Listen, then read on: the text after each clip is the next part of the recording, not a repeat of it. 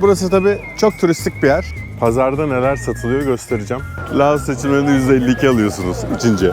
Bakın, işin güzel tarafı karşıdan yemek alırken buradan da bira alabiliyorsunuz. Her şey, yürüyen her şeyi şişe geçirmişler.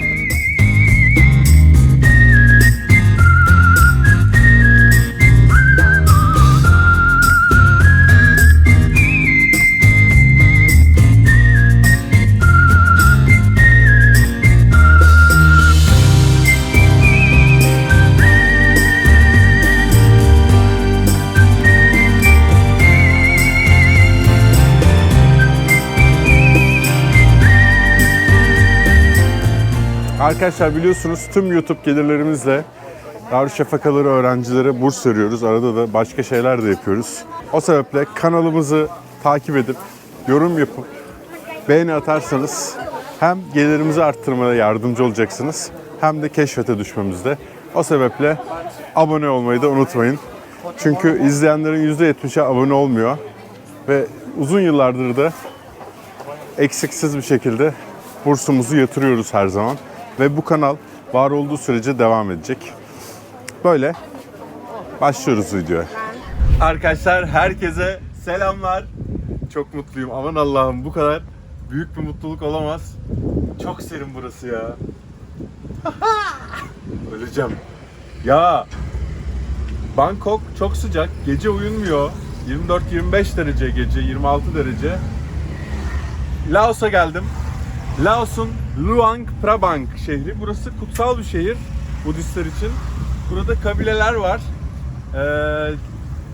Laos'a neden geldim? Bir, gündüz 23 derece, akşam 13 dereceye iniyor burası. Yüksek, Mekong Nehri kıyısında. Hani götürmüştüm sizi Kamboçya'da. Ama çok uzaktayız. Mekong Nehri'nin farklı bir tarafındayız. Bir tane kamyonet buldum. Böyle 2,5 dolara beni götürecek. Laos'a ben 2010 ya da 11 yılında gelmiştim. Bakalım neler değişmiş. 2024'teyiz. 13-14 senede. Çok enteresan bir ülke. Sosyalist bir ülke. Komünist bir ülke diyelim.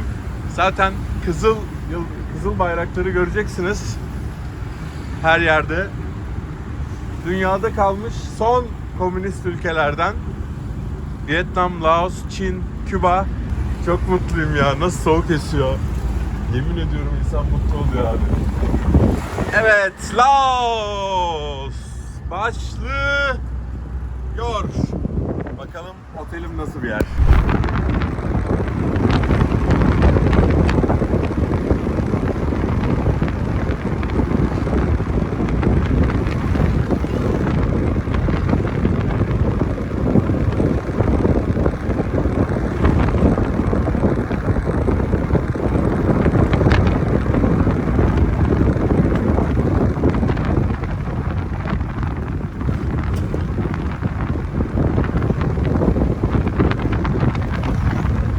Şoför beni burada bıraktı.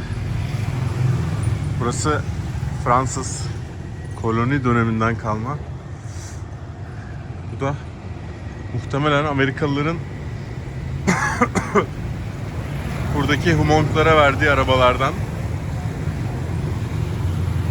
Geri çekilince, savaşı kaybedince bırakmışlar. Anlatacağım arkadaşlar. Laos tarihini tamamen anlatacağım.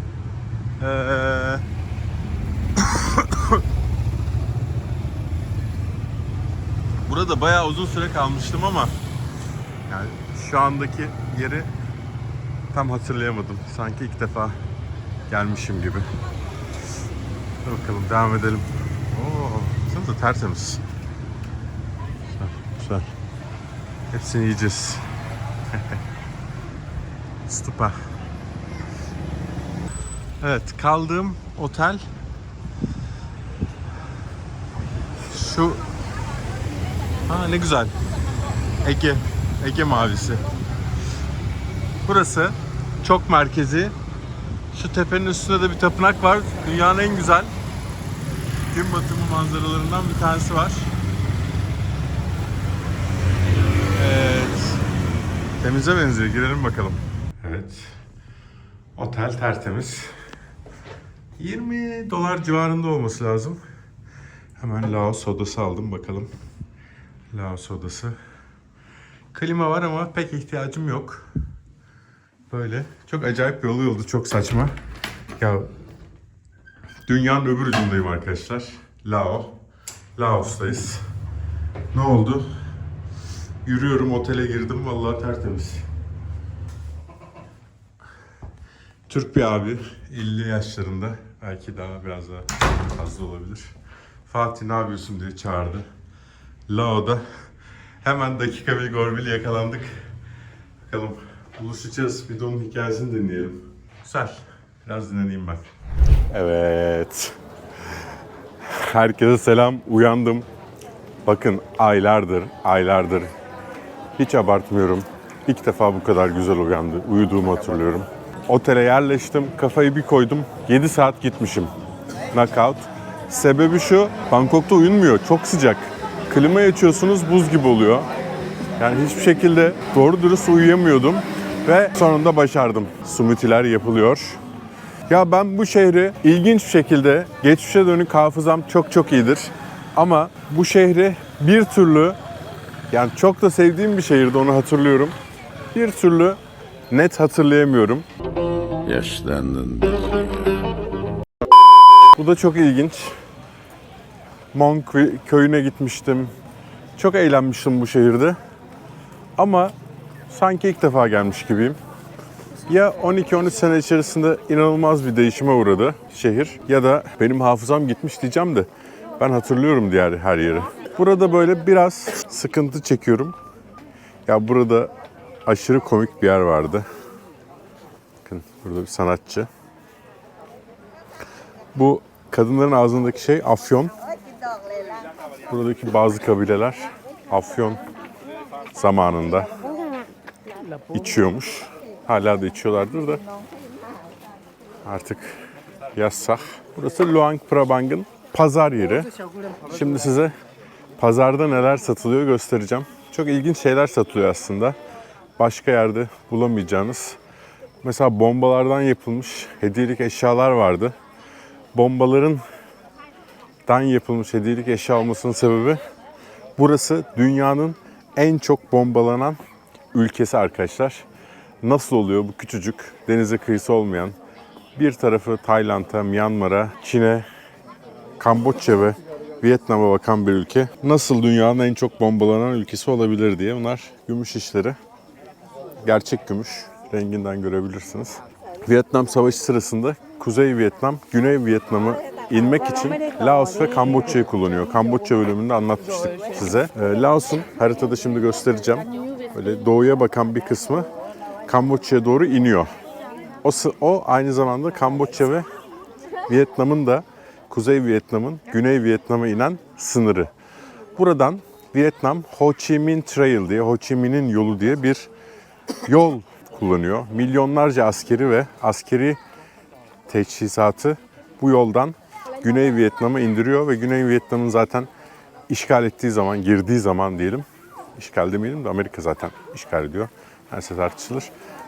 İndiği zaman Amerika diyor ki bu işin diyor çözümü Laos'u bitirmek. Laos'un ama gizli bir savaşla. Çünkü Cenevre Anlaşması'na göre, Cenevre'de yapılan anlaşmaya göre Laos tarafsız kalmak zorunda. Laos ülkesi ve tarafsız kabul ediyorlar. Ama Kuzey Vietnam, Komünist Vietnam, Rusya, Çin böyle destek veren ülkeler her türlü faaliyeti gösteriyor. Amerika'da şöyle bir şey var o zaman. Hani biz doğru olursak diğer tarafta utanır gibisinden. Utanır, yaptıklarından çekinir. Biz haklı olalım yeter ki şeklinde. Savaşı açıkça bir savaş yapmıyor ve gizli savaş. Amerikan halkından da saklıyor. Burayı bombalamaya başlıyor. Buradaki Hmong gruplarına gerilla eğitimi veriyor, destekliyor ve Komünist Laos, Vietnam'la savaştırıyor. Taylandlı askerler vesaire kullanıyor. Tayland da bu savaşa destek veriyor. O Ho Chi Minh yolunu kesmek için çok büyük bombalamalar yapılıyor.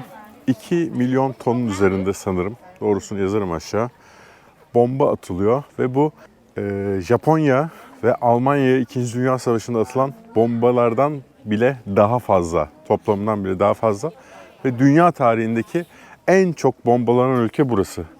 O yolu yok etmek istiyor Amerika. Tabii yok edemiyor. Anahtarı da açamadığı için Vietnam'da kaybediyor. Kaybetmesinin sebebi Laos'taki o Ho Chi Minh komünistlerin önünü kesememesi. Aslında kesebilirler. Şeye verse, bu Grand Invasion dedikleri Amerikan askerlerinin girişine izin verseler kesebilecekler ama kesemiyor. Her neyse, bunları zaten uzun uzun anlatacağız. Şimdi ise bombaları göstermek istediğim için, yani umarım vardır. Şimdi bu Laos kahvesini görüyorsunuz. Ne alaka diyeceksiniz? Burası Kolombiya mı, Kenya mı? Arabica Laos kahvesi. Dünyanın en çok kahve üreten ülkelerinden bir tanesi Vietnam. Doğal olarak Laos'ta kahve üretiyor ve kendi ülkesinin içinde Laos kahvesi baya ünlü. İşte Laos tarihi hakkında bolca bilgi vereceğim. Şimdi Laos'un viskileri de çok ünlü. Şimdi bu $1 sadece. $1'dan bile daha ucuz. Yine kobra skorpiyonu, akrepi tutuyor. Yılan viskileri. Kobra'yı yedik biliyorsunuz. Hi, how are you? Evet. Thank you. Burada çok ilginç bir kültür var. Akşam 11.30 olunca, burası kutsal bir şehir olduğu için Budizm'de tüm müzikler kesiliyor. Alkol alınmıyor vesaire. Barlar kapanıyor. 2010 ya da 2012'de buradayken kaldığım yerde, yani hepimiz genç ve partilemek isteyen insanlardık. Hatta o dönem buraya işte yakın olan Vang Vieng şehri vardı. Hala var. Ama o dönem menülerde, arkadaşlar menülerde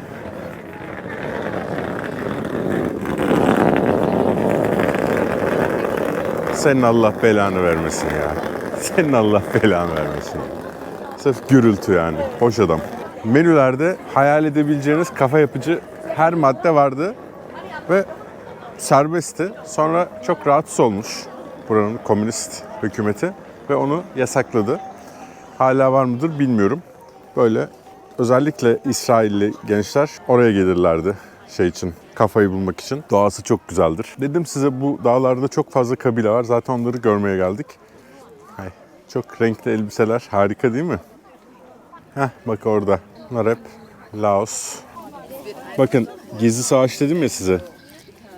Bunlar o bombalardan yapılan, tabii ülke bu kadar bombalanınca çok fazla bomba parçası oluyor. O parçalardan yapılan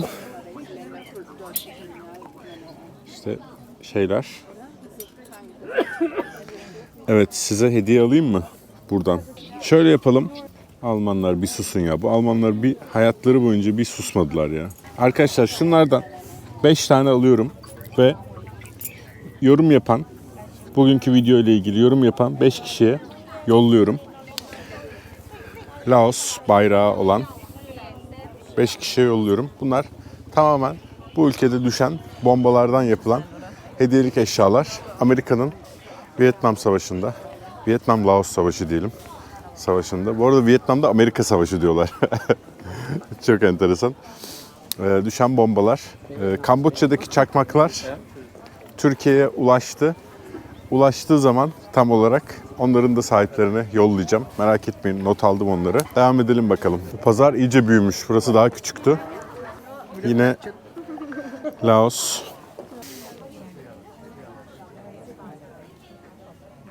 Bunlar Çin paraları. Tabii Çin'e de sınırı var. Bakın, Fransız Cumhuriyeti diyor. Fransız Hindi Çin'in bir parçası Laos. Bağımsızlığını kazanmadan önce. Vietnam gibi. Tayland hiçbir zaman şey olmamış. Bakın bunlar hep Fransız. Bu geyik var. Bu Laos parası.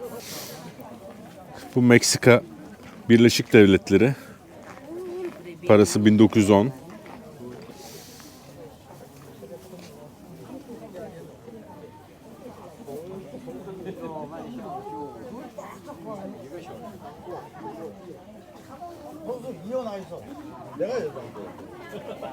Neyiz ve No. Tercüme edebilecek varsa etsin. Bunlar yine kabilelerin afyon içmek için kullandıkları şeyler.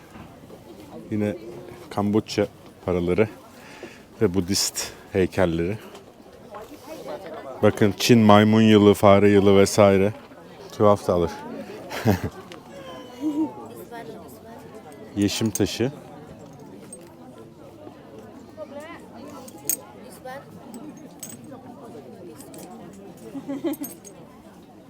Yeah, okay, I'll come back. Burası tabii çok turistik bir yer. Bir tepe var. Tepenin etrafında dolaşıyorsunuz ve tepenin üzerinde, tepenin üzerinde müthiş bir tapınak var. Orada da gün batımını izliyorsunuz ya da gün doğumunu. Neyse. Burada da dev bir pazar yeri var. Bunlar muhtemelen çok kötü yapılmış şeyler, sarmalar. Bizim sarmayı Yunanlar araklıyor. Bir Laoslular kalmışlar araklamayan. Bunlar şiş kebap. Genelde domuz etinden oluyor. Ben bu dondurmayı Suriye'de görmüştüm. Türkiye'de var galiba.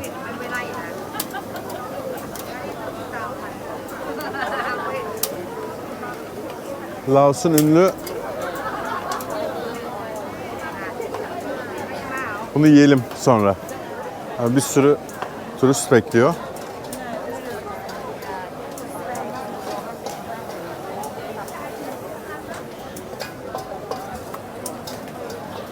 Bunlar tavuk ayağı.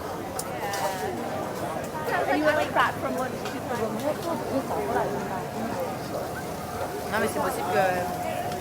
Kurumuş balık, kurutulmuş balıklar.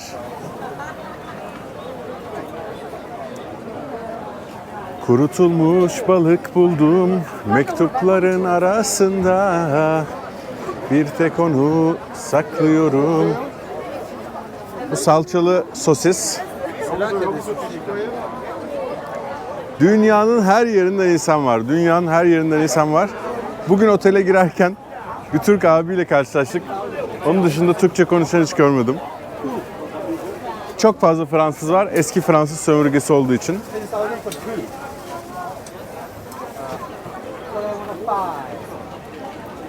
Bakın burada Laos usulü şeylerde dim sum, Çin mantısı yapıyorlar. Deniz ürünleri.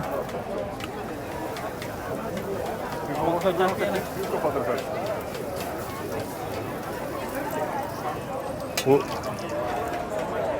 Ayşe Roti Stall diyor. Bu Müslüman ama muhtemelen Pakistanlı ya da Hindistanlı Müslüman.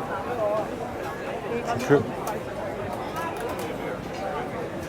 Lao'yu zamanında büyük kısmını otobüste dolaşmama rağmen çok Müslüman gördüğümü hatırlamıyorum ama. Hello. Dragon fruit smoothie. Yes, ne dedim biliyor musunuz? Ejderha meyveli smoothie istedim. Ankara'nın ünlü içeceği ejderha meyveli smoothie. Fransız sömürgesi olmasının iyi yanlarından bir tanesi diyelim. Normalde zamanında böyle Tayland'da ekmek bulamazken pasta yiyorduk arkadaşlar. Ekmek bulamazken burada ve Kamboçya'da ekmek oluyordu. Hala o baget ekmekleri var. Tabii Tayland artık çok gelişti, bizim zamanımızdaki gibi değil. Ekmek, peynir, zeytin her şey bulunabiliyor. Hatta rakı bile bulunabiliyor yani. Bayağı şey oldu. Ejderha meyveli smoothie. Thank you. Bunu içtikçe seçim kazanıyorsunuz arkadaşlar Laos'ta. Laos seçimlerinde %52 alıyorsunuz içince.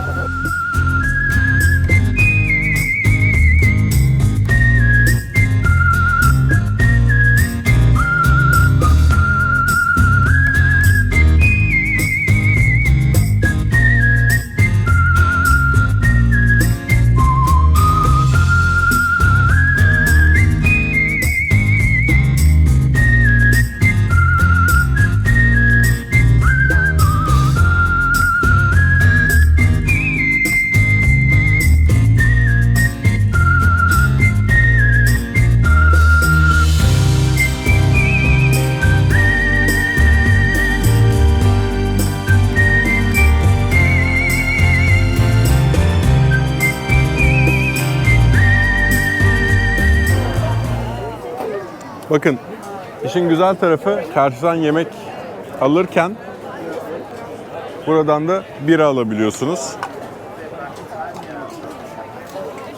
Bu Beer Lao, Laos'un bira markası, ünlü. Sorry. Tam bir backpacker, sırt çantalı cenneti Laos. Ama bunlardan kurtaracağım sizi. Çok güzel yerlere gideceğiz. Laos'ta gerçek anlamda Laos'u keşfedeceğiz. Daha bugün geldim.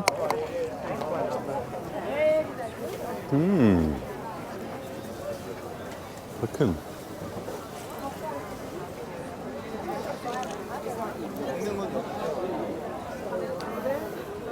Dondurmacı neredeydi ya? Evet, dondurma yiyeceğim arkadaşlar. Evet, şimdi o sıvıyı döktü, çikolata sıvısını.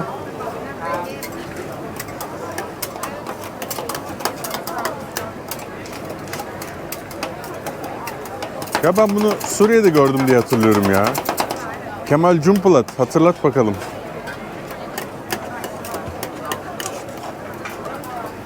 He, vallahi Suriye'deydi, hatırladım şimdi. Tamam.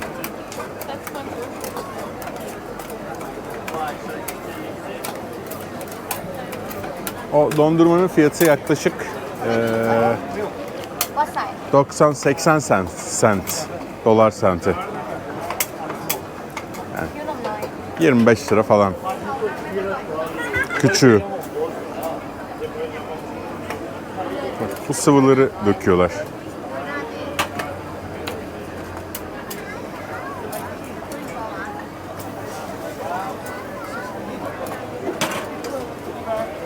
Bak şimdi. Sütlü.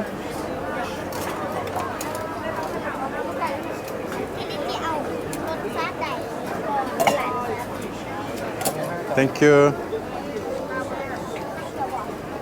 Böyle bir şey oldu.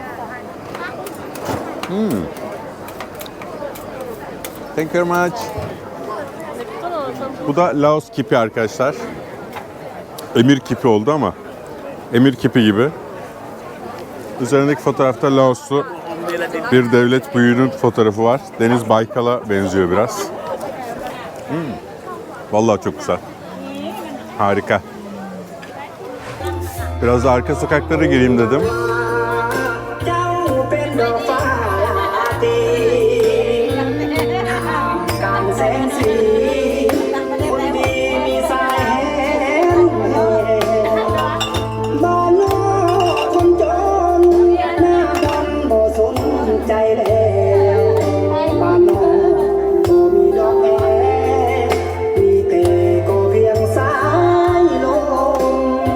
Nom.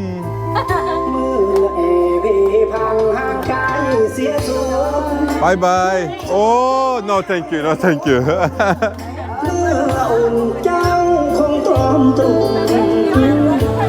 Ne güzel eğleniyorlar ya. Çok hoşuma gitti. Bunlar tapınaklar, arka sokaklara girdim biraz. Turistik yerlerden kaçtım. Burada bir pazar varmış ve turistik yerin yakınında böyle Laoslular için de tabii ki turistler de geliyor. Yemek pazarı var. Daha Laos yemekleri satılıyor. Laos noodle'ları burada. Her şey, yürüyen her şeyi şişe geçirmişler. Böyle.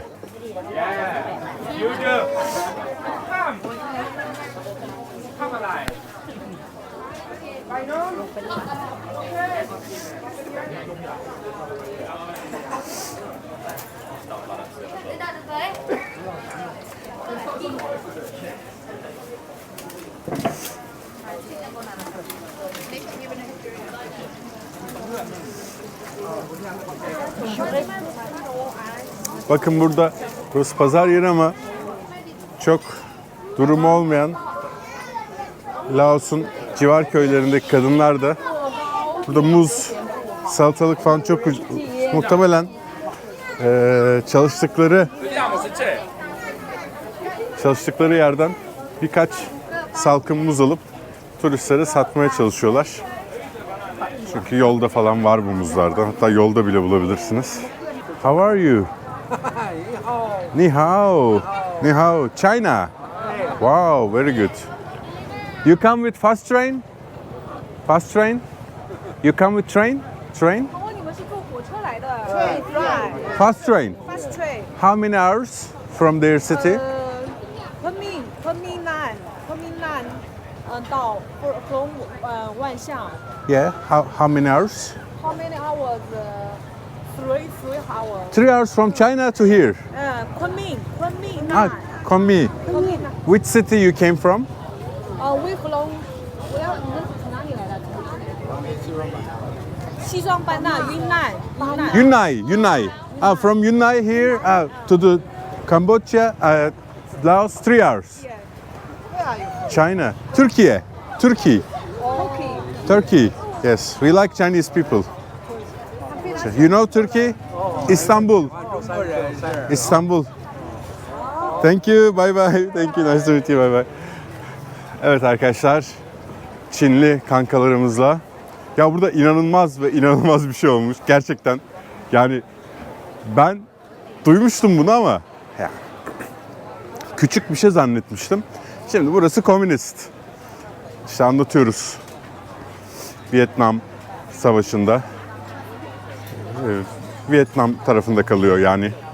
Komünist tarafta kalıyor. Çin'in ve Rusya'nın durduğu tarafta kalıyor diyelim. Vietnam, Çin'in durduğu tarafta kalıyor. Çin buraya sınır. Yani aslında tüm ülkeler buraya sınır ama Çin'in buranın kuzeyi tamamen Çin. Ne yapıyor biliyor musunuz Çin? Burası çok dağlık bir ülke. Her yer dağ. Çin buraya Vientiane şehrine kadar yani başkentine, Tayland sınırına kadar hızlı tren yapmış arkadaşlar. Kafayı yersiniz ya. Bugün böyle dolanıyorum. Bir tane hızlı tren fotoğrafı gördüm. Ya dedim şimdi ben ilk bu Asya turu yaptığımda Singapur'dan buraya otobüsle gelmiştim. Yani 100 küsür saatlik falan bir otobüs yolculuğu oluyor. Dura dura tabii ki. Aylar süren yolculuk. Şimdi buranın yolları o kadar kötü ki nefes alamıyorsunuz. Öyle yani. İşte otobüste 4 sıra falan oluyor. Plastik sandalyeler koyuyorlar ortaya da. Öyle böyle gidiyorsun. Zaten sen dev gibisin. Onlar dünyanın en kısa ikinci milleti. Doğu Timor'dan sonra. Lan dedim Çin hızlı tren yapmış. Acaba gerçekten hızlı mı?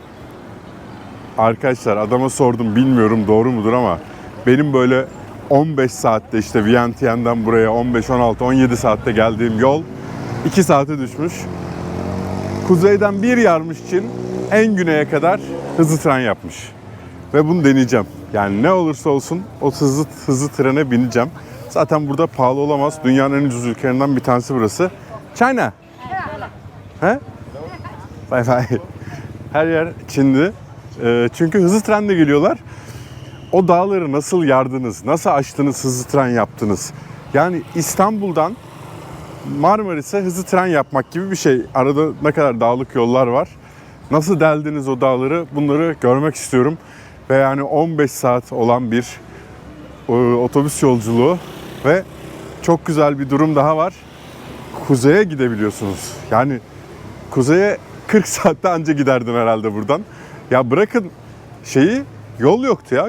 Gerçekten yol yoktu. Şimdi hızlı trenle kuzeydeki kabilelere gidebileceğim ve bunu muhtemelen ilk defa Türkiye'de, belki de dünyada oraya yani ciddi anlamda bir bölüm çekecek ilk insan olabilirim. Hızlı trenle gidilebiliyorsa. Ben hala bir şüphe duyuyorum içimde yani. Her neyse Laos'a geldik. Dünyanın en çok bombalanan ülkesi Laos. Hoş geldik. Laos maceramız başlıyor. Buradan Çin, Kamboçya, Tayland tüm sınırları gezeceğiz. Luang Prabang'dan başladık. Kendinize iyi bakın. Çok ucuz. 40-50 dolara Luang Prabang'a Bangkok'tan uçabiliyorsunuz. Evet, dedim Fransız sömürgesinden kalma somun ekmekler. Bitti. Bye bye.